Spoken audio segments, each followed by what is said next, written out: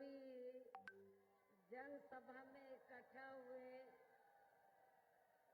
BSP के सभी छोटे बड़े पदाधिकारियों एवं कार्यकर्तागण, आज आप लोग उत्तर प्रदेश में विधानसभा के लिए हो रहे आम चुनाव में कोरोना नियमों का पालन करते हुए अपनी पार्टी के लखनऊ मंडल के उम्मीदवारों के समर्थन में मुझे सुनने के लिए यहाँ इकट्ठा हुए हैं, तो उसके लिए मैं आप सभी लोगों का हार्दिक दिल से आभार प्रकट करती हूँ। और अब मैं सबसे पहले अपनी पार्टी के संबंध में ये कहना चाहूंगी कि हमारी पार्टी ये चुनाव उत्तर प्रदेश की सभी विधानसभा की सीटों पर अकेले अपने बलबूते पर ही पूरी तैयारी व दमदारी के साथ लड़ रही है। अर्थात यहाँ सन 2007 की तरह ही फिर से अपनी पार्टी की पूर्ण बहुमत की सरकार बनाने के लिए लड़ रही है, ताकि आपको वर्तमान में भाजपा के चल रहे जातिवादी, संकीर्ण, अहंकारी व तानाशाही वाले शासन से मुक्ति मिल सके। इसके साथ ही हमारी पार्टी ने पूर्व की तरह इस चुनाव में भी बीएसपी से जुड़ने की तादाद को ध्यान में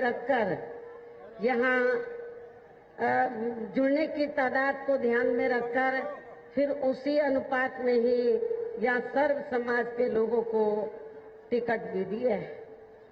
और अब मैं चुनाव को लेकर कुछ जरूरी बातें आप लोगों के सामने रखूं, लेकिन उससे पहले मैं आज संत गुरु रविदास जी की जयंती के शुभ अवसर पर इनको अपनी व पार्टी की ओर से भी पूरे तहे दिल से नमन व श्रद्धा सुमन अर्पित करती हूँ तथा देश व दुनिया में बसे उनके करोड़ों अनुयायियों को भी हार्दिक बधाई देती हूँ, जिन्होंने अर्थात संत गुरु रविदास जी ने खासकर यहाँ जात पात व भेदभाव आदि को खत्म करने के लिए अपनी अहम भूमिका निभाई है। इतना ही नहीं बल्कि वो ऐसा राजपाट व शासन व शासक चाहते थे जिसमें सबको रोटी, कपड़ा और मकान मिल सके। लेकिन इस मामले में हर साल इनके जन्मदिन के मौके पर अपनी राजनीतिक रोटी सेकने वाले लोगों ने कभी भी इनकी इस बात को गंभीरता से नहीं लिया है, जबकि बीएसपी की रही सरकार ने इनकी इस बात पर पूरी ईमानदारी व निष्ठा से अमल किया है। इसके अलावा इनके नाम पर व आदर सम्मान में जनहित के अनेकों ऐतिहासिक कार्य भी किए हैं और अब इनके इन सपनों को साकार करने के लिए इस चुनाव में यह पार्टी के लोगों को फिर से बीएसपी की अपनी सरकार बनाना बहुत जरूरी है। और ऐसा हो जाने पर फिर यही आज इनके प्रति आपकी सच्ची श्रद्धा भी होगी। और इसके लिए अब आप लोगों को इस चुनाव में अपना वोट कांग्रेस, बीजेपी, सपा व अन्य विरोधी पार्टियों को न देकर केवल अपनी एकमात्र हितैषी पार्टी बीएसपी को ही देना है। इसे आप लोगों को समझना होगा।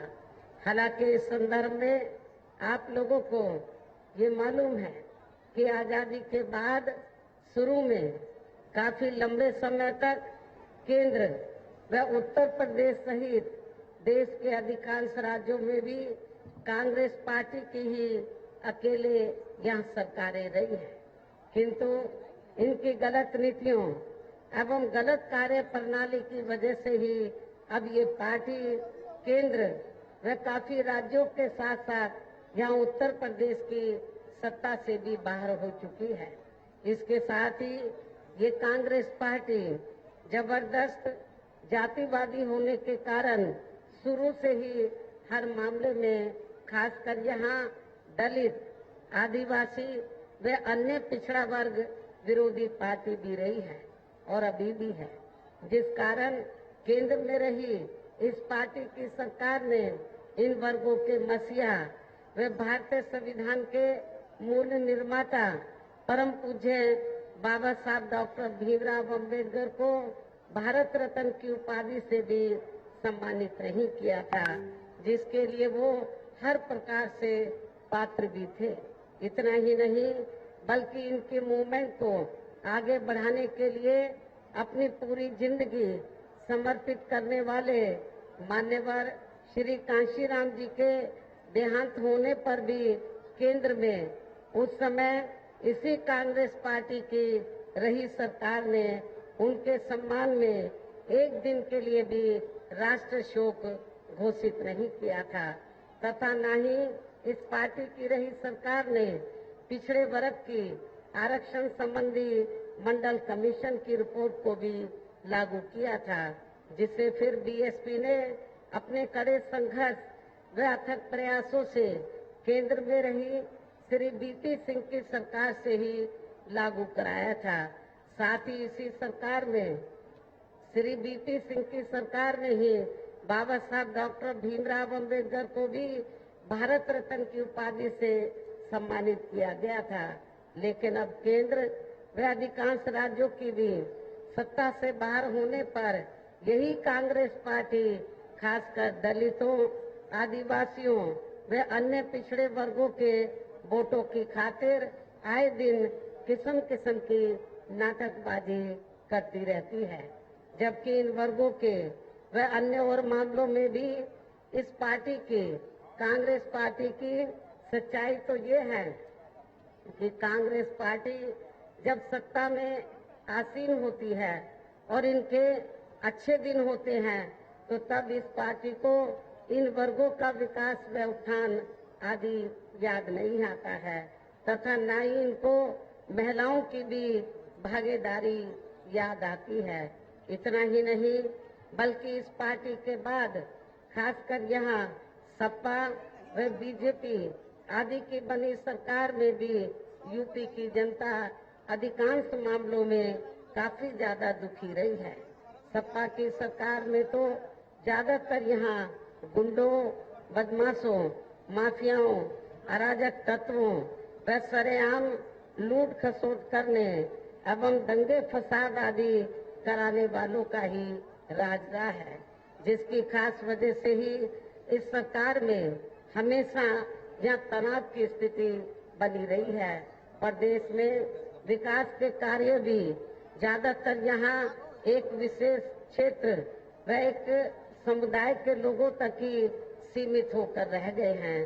खासकर दलितों व अति पिछड़े वर्गों तथा इनके संतों, गुरुओं व महापुरुषों आदि के साथ तो हर स्तर पर अधिकांश समय इनका सोतेला रवैया ही देखने के लिए मिला है, जिसके अनेकों उदाहरण आप लोगों के सामने हैं। उनमें से कुछ का उल्लेख करना यहाँ मैं जरूरी समझती हूँ, जो इस प्रकार से है। श्री अखिलेश यादव की सपा सरकार ने प्रदेश में SC/ST का सरकारी ठेकों में आरक्षण खत्म कर दिया था, जिसकी व्यवस्था पहली बार BSP की सरकार में ही की गई थी। संसद में सपा ने SC व ST का पदोन्नति में आरक्षण का बिल फाड़ दिया था तथा फिर उसे पास भी नहीं होने दिया था। SC/ST के छात्रों का विदेश जाकर पढ़ाई करने की योजना को सपा सरकार ने खत्म कर दिया था। पंचशील नगर का नाम बदलकर हापुड़ कर दिया था। संत रविदास जी का नाम बदलकर इन्होंने भदोई कर दिया। भीमनगर का नाम बदलकर संबल कर दिया तथा इसी प्रकार कई और जिलों के भी नाम सपा सरकार ने बदल दिए। छत्रपति शाहूजी महाराज मेडिकल कॉलेज का नाम बदलकर किंग जॉर्ज मेडिकल कॉलेज कर दिया गया। मान्यवर श्री कांशीराम जी, शहरी कांशीराम जी कृषि विश्वविद्यालय बांदा का नाम बदल दिया गया। मान्य कोर्ट के निर्णय की आड़ में अनुसूचित जाति व जनजाति के कर्मचारियों का गलत तरीके से डिमोशन कर दिया गया। अनुसूचित जाति व जनजाति के छात्रों का शून्य शुल्क पर प्रवेश समाप्त कर दिया गया। अनुसूचित जाति व जनजाति के छात्रों की शुल्क प्रतिपूर्ति पर 60% की बाध्यता लगाकर उनकी छात्रवृत्ति रोकने का काम किया गया। मान्यवर श्री कांशीराम जी अरबी फारसी विश्वविद्यालय का नाम भी सपा सरकार ने बदल दिया। लखनऊ के गोमती नगर में डॉक्टर भीमराव अंबेडकर पार्क जो बीएसपी की सरकार में बनाया गया था, उसका नाम बदलकर जनेश्वर मिश्र पार्क कर दिया। सरकारी भूमि आवंटन में SC/ST को मिलने वाली प्राथमिकता को खत्म कर दिया गया। SC/ST की भूमि खरीदने को लेकर नया संशोधन लेकर आए, जिसमें बिना डीएम की अनुमति के कोई भी उनकी जमीन खरीद सकता था, जिससे इन कमजोर वर्गों की जमीन को हत्याया जा सके। इस प्रकार से सपा व श्री अखिलेश यादव का दलितों एवं अति पिछड़े वर्गों तथा इनके संतों, गुरुओं व महापुरुषों के आदि के प्रति इनका ऐसा है ये असली प्रेम तथा इनका ये ऐसा है समाजवाद जिन्हें मद्देनजर रखते हुए अब इन वर्गों के लोगों को इस चुनाव में ऐसी समाजवादी पार्टी को किसी भी कीमत पर अपना वोट नहीं देना है। इतना ही नहीं बल्कि मैं इन मामलों को लेकर, इन सभी मामलों को लेकर ये भी सोच रही थी कि सपा सरकार के हटने के बाद शायद बीजेपी की सरकार सपा के इन फैसलों को जरूर बदल देगी, लेकिन ऐसा नहीं किया गया, जिससे सपा की तरह बीजेपी सरकार की भी दलितों एवं अन्य पिछड़े वर्गों तथा इनके संतों, गुरुओं व महापुरुषों आदि के प्रति जातिवादी मानसिकता साफ झलकती है। इसलिए चुनाव में सपा के साथ साथ बीजेपी को भी हमें सत्ता में आने से जरूर रोकना होगा। इसी प्रकार भाजपा सरकार की भी नीतियां व कार्यशैली अधिकांश यहाँ जातिवादी, पूंजीवादी एवं आरएसएस के संकीर्ण एजेंडे को ही लागू करने पर टिकी रही हैं, जिससे प्रभावित एवं शिकार हुए लोगों का इस सरकार में सही से विकास व उत्थान आदि नहीं हो सका है। साथ ही इनका हर स्तर पर काफी ज्यादा शोषण व उत्पीड़न आदि भी किया गया है। धर्म के नाम पर हमेशा यहाँ तनाव व नफरत आदि का वातावरण ही बना रहा है। प्रदेश में अपराध भी वर्तमान भाजपा सरकार में काफी ज्यादा बढ़े हैं। खासकर दलित, अकलियत व महिलाएं आदि भी इस सरकार में कतई भी सुरक्षित नहीं रही है। ताजा उदाहरण उन्नाव कांड का है, लेकिन मीडिया में उनके सही आंकड़ों व सच्चाई आदि को अधिकांश दबा दिया जाता है। इसके अलावा प्रदेश में गरीबों, मजदूरों, बेरोजगारों, दलित अन्य मेहनतकश लोगों के साथ साथ दलितों, आदिवासियों व अन्य पिछड़े वर्गों, मुस्लिम एवं अन्य धार्मिक अल्पसंख्यक समाज के लोगों के हित व कल्याण के लिए वर्षों से जो भी यहाँ सरकारी योजनाएं चल रही थी, तो उनका भी इन्हें वर्तमान भाजपा सरकार में सही से पूरा लाभ नहीं मिल पा रहा है। साथ ही दलितों व पिछड़ों को भी अब आरक्षण का पूरा लाभ नहीं मिल पा रहा है, क्योंकि अब ज्यादातर सरकारी कार्य प्राइवेट सेक्टर के जरिए ही कराए जा रहे हैं, जिसमें इनके लिए आरक्षण की कोई भी व्यवस्था नहीं है। सरकारी नौकरियों में भी इनका आरक्षण का कोटा पूरा नहीं किया जाता है। मुस्लिम व अन्य धार्मिक अल्पसंख्यक समाज के लोगों के साथ तो बीजेपी की सरकार में अधिकांश यहाँ पक्षपात वाला रवैया ही अपनाया गया है। विशेषकर मुस्लिम समाज को इस सरकार में सबसे ज्यादा दुखी रहा है। इतना ही नहीं बल्कि इस बार बीजेपी की सरकार में अपर कास्ट समाज में से विशेषकर प्रबुद्ध वर्ग भी हर मामले में अपने आप को काफी ज्यादा उपेक्षित महसूस करता रहा है। इसके अलावा इनकी गलत आर्थिक नीतियों के कारण यहाँ गरीबी, बेरोजगारी व महंगाई आदि भी काफी ज्यादा बढ़ी है। इसके साथ साथ उत्तर प्रदेश सहित पूरे देश के किसान भी केंद्र सरकार की गलत नीतियों के कारण काफी ज्यादा दुखी व परेशान रहे हैं और अभी भी हैं। साथ ही प्रदेश में बेरोजगार लोगों को रोजगार नहीं मिलने के कारण ही ज्यादातर इनको इस सरकार में भी पलायन करना पड़ा है।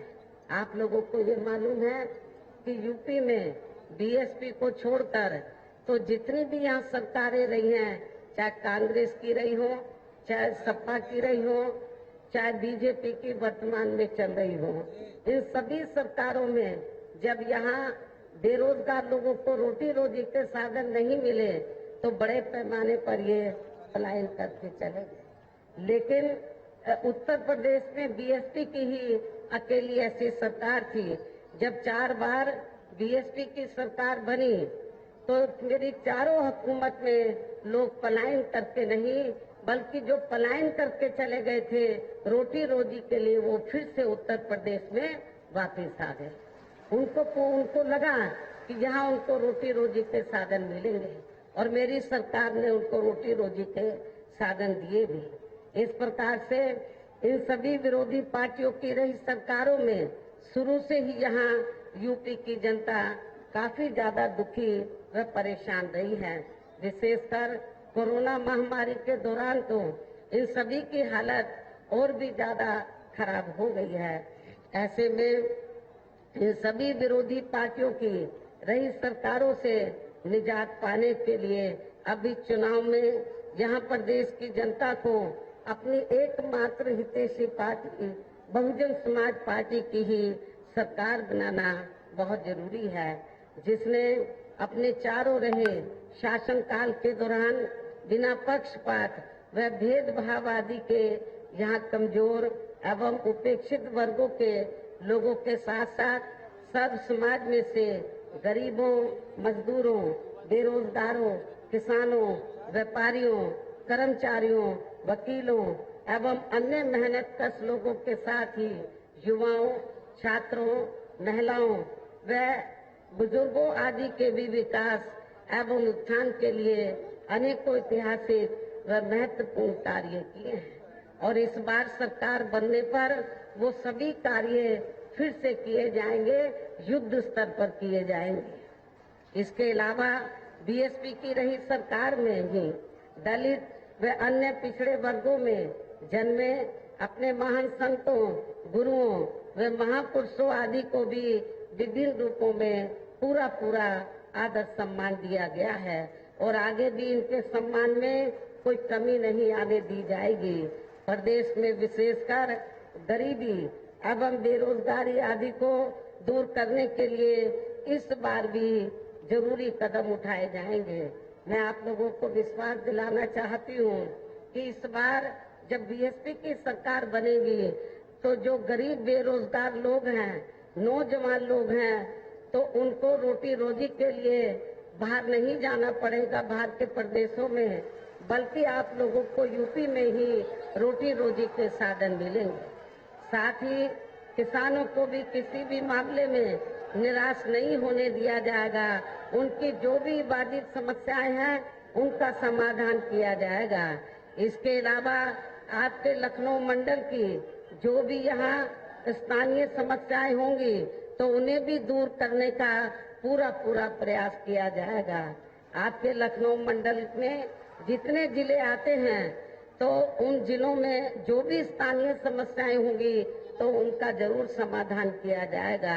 इसके साथ साथ केंद्र व यूपी सरकार के भी विवादित नियमों व कानूनों को यहाँ लागू नहीं होने दिया जाएगा।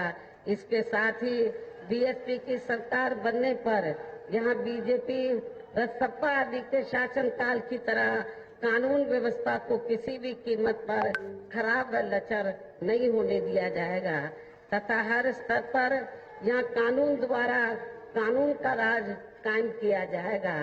जाति व धर्म के आधार पर यहाँ लोगों का किसी भी प्रकार से शोषण व उत्पीड़न आदि नहीं होने दिया जाएगा, जैसा कि वर्तमान भाजपा सरकार में हो रहा है।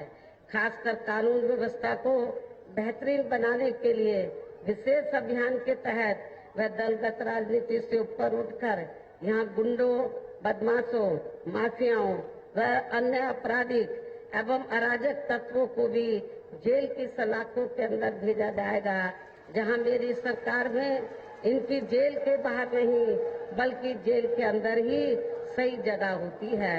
इतना ही नहीं बल्कि वर्तमान भाजपा सरकार ने जाति, धर्म व राजनीतिक द्वेष की भावना के तहत जिन लोगों को खासकर धरना प्रदर्शन आदि के नाम पर जबरदस्ती गलत धाराओं में फंसा के उन पर अनेकों केस चलाए हुए हैं, तो उन मामलों की भी सही से जांच करा के उनके केस भी खत्म कर दिए जाएंगे।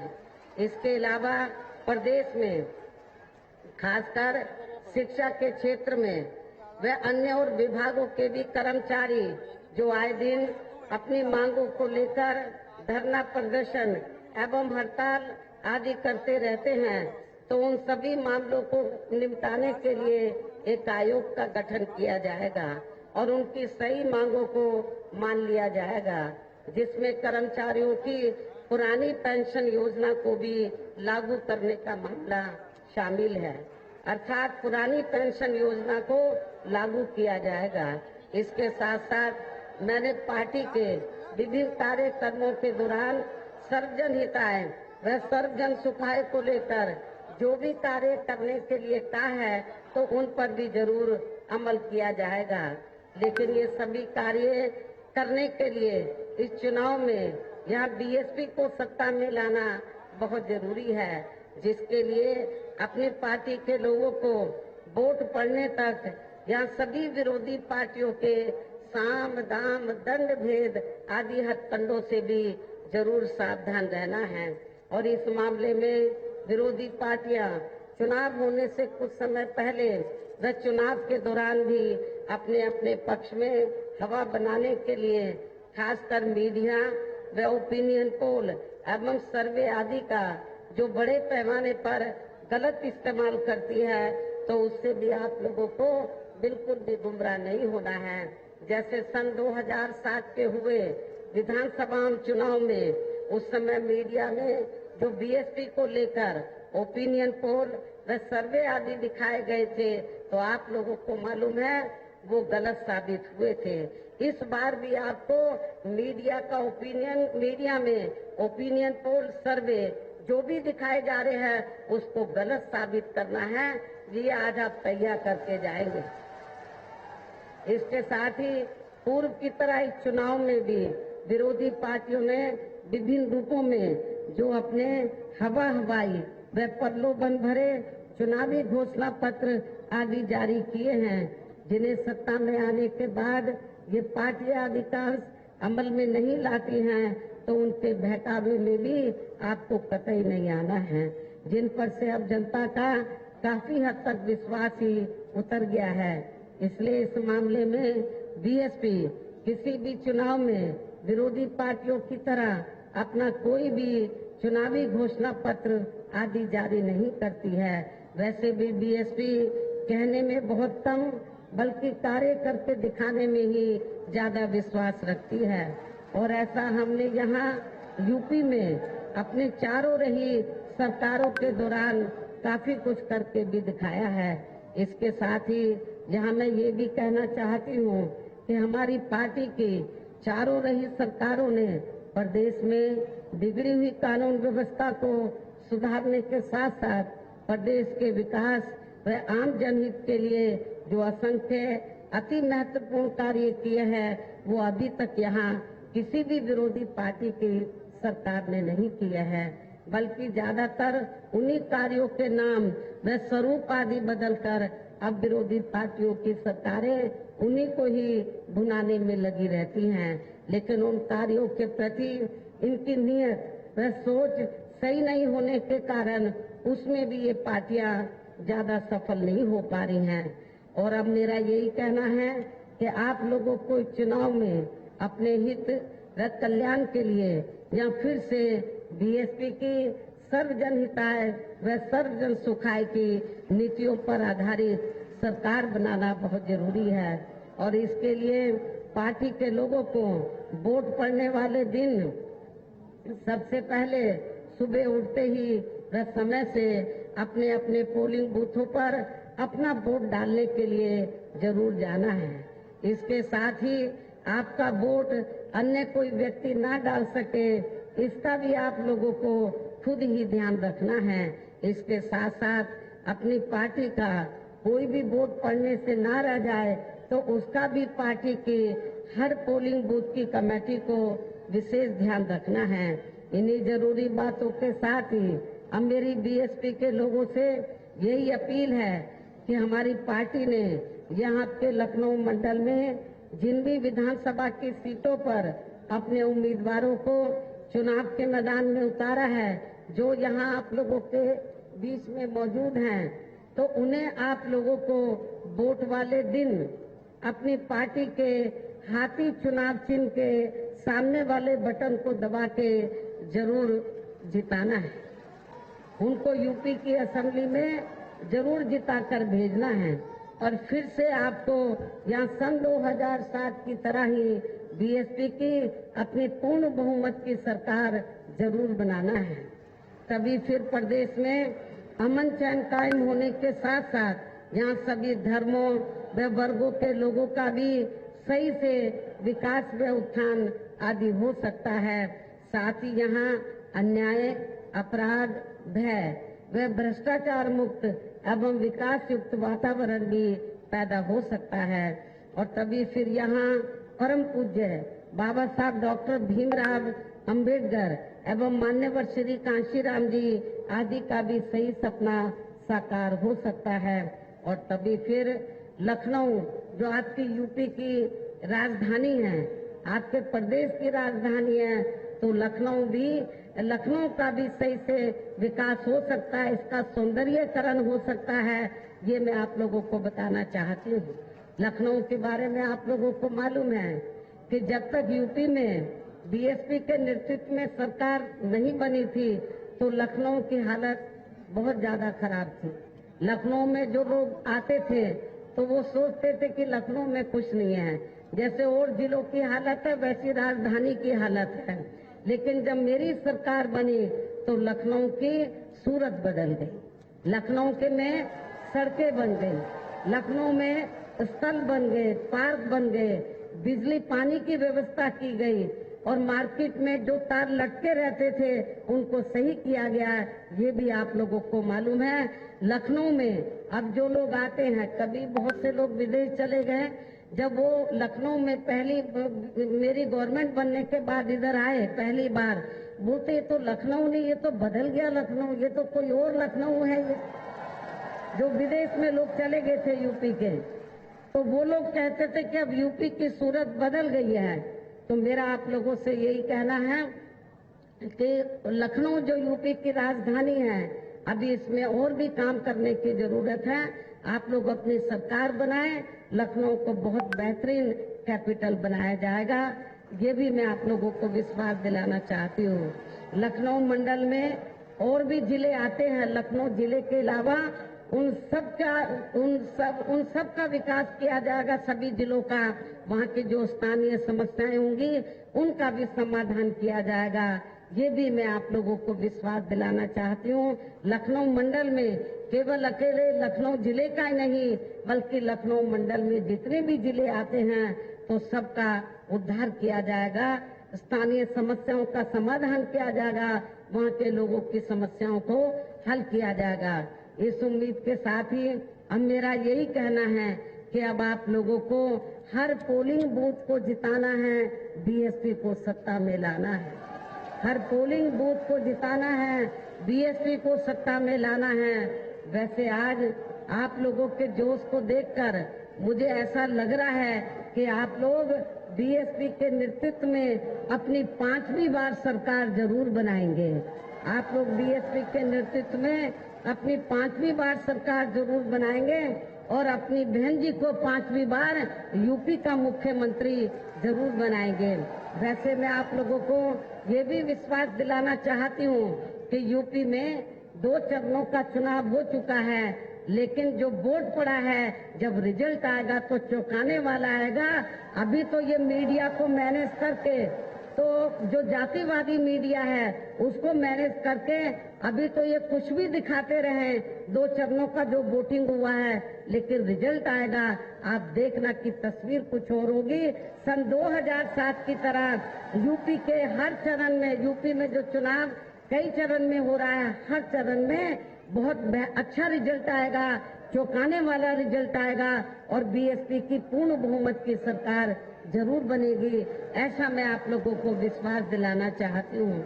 और इसके साथ ही मैं खास तौर से जो विधानसभा की कमेटी है और विधानसभा में जो नीचे लेवल की कमेटी बनी है सेक्टर पोलिंग बूथ की, उनसे मैं पुनः अपील करती हूँ।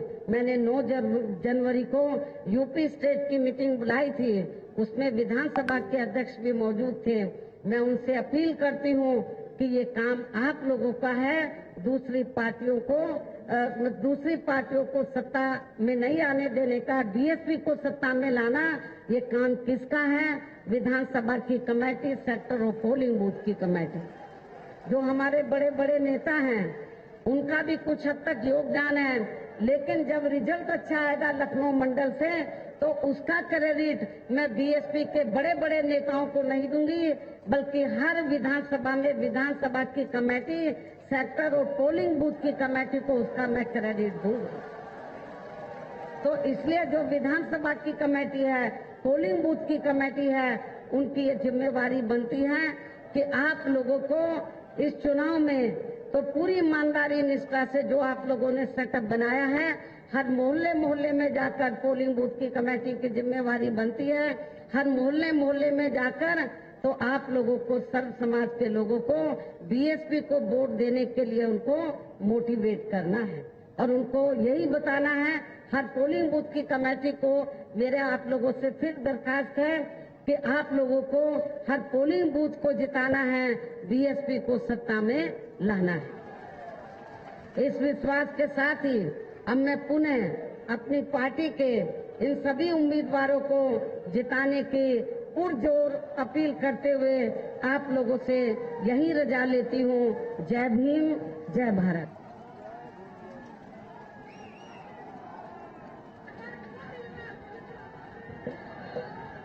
हमारे सामने आप खड़ी रहेंगी।